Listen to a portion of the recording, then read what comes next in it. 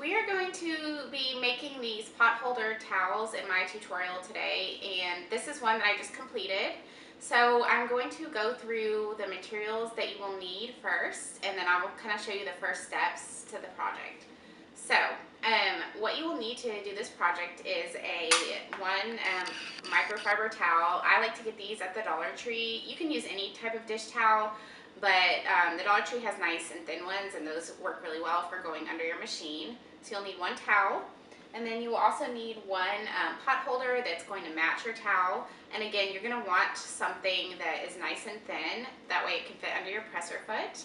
And you want something where the loop is at the very top.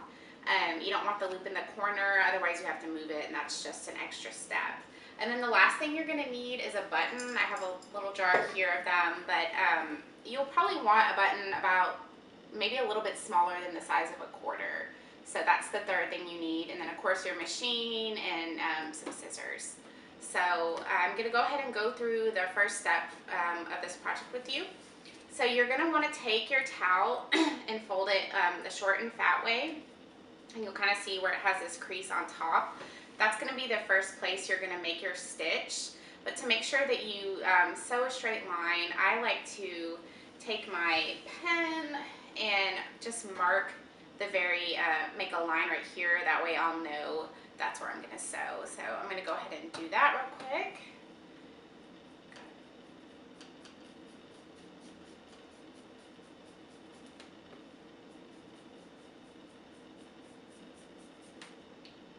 Okay, and you can't see it on the camera, but again, you're just going to be sewing straight down this line. So, and for that, you're going to do what's called a gathering stitch. So you're going to want to change the width of your stitch, and that's the part I'm going to show you next. Okay, so for this part, you're going to want to, again, sew what's called like a gathering stitch, which means you want the width of your stitch to be really wide. So on my machine, I'm going to go ahead and adjust that. It's electronic. You know, depending on your machine, it may look a little bit different. I think that's as far as I can go. And what's really important for this step is you do not backstitch. So make sure you do not reverse. You just go straight down for this part.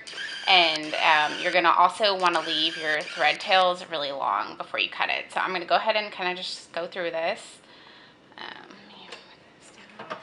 Okay. Just kind of go slow if you've never done this. I'm still just learning how to sew, so I don't go very fast. And I kind of stretch the fabric to make sure it doesn't bunch. And just kind of follow as close to that line as you can.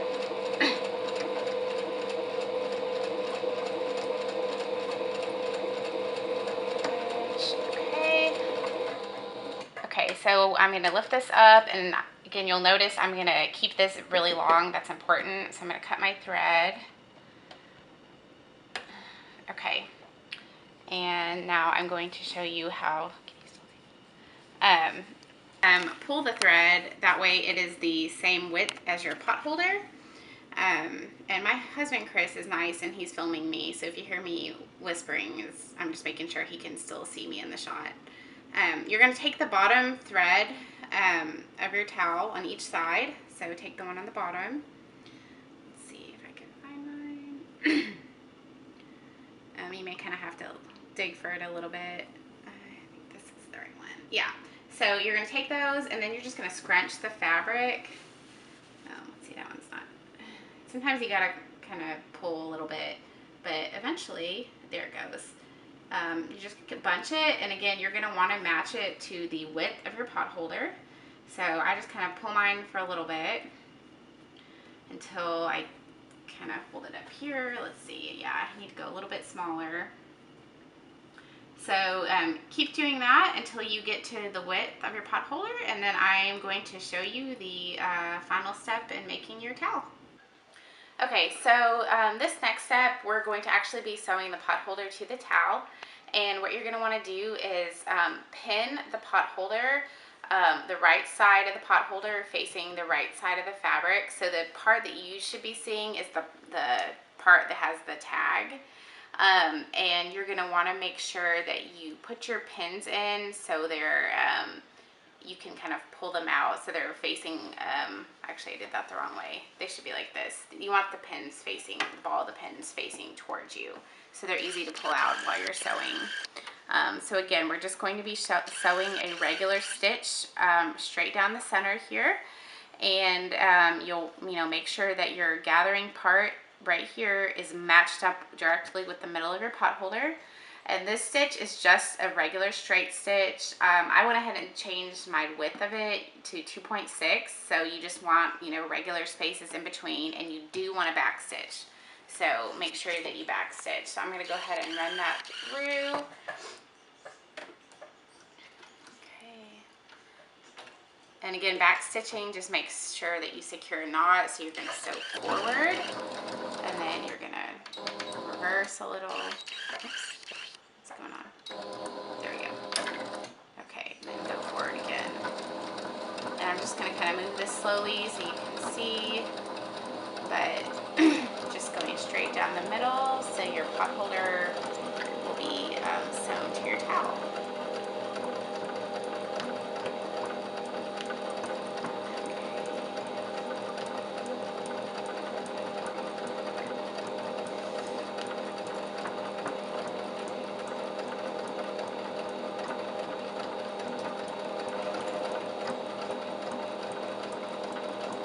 All the way to the edge here.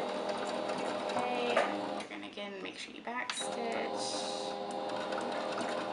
just a little bit. Okay, so then you're going to cut your threads, and it should look, let's see how, sometimes it's kind of hard to get it perfect, but so yeah, it should look something like this whenever you pull it up. Okay, so the last part is to hand sew a button, and I actually just did that off camera. Hopefully you guys know how to do that. It's really easy, but you just, again, want to have a button about the size of a quarter or smaller. This one is pretty small, but that was the best one I had that matched. So you're going to hand sew it onto the front flap of the pot holder. It does not have a loop, and then you are all set. So it should look something like this when you're done. And I just think they look really cute. They're perfect for, like, if you have kids, they won't be able to constantly yank them off the floor, and they would make like a great teacher's gift. So you just kind of check it, make sure all your loose threads are trimmed, and that's all you do. So thank you so much for watching my first sewing tutorial. Hopefully it wasn't too painful, and I will talk to you guys later. Bye.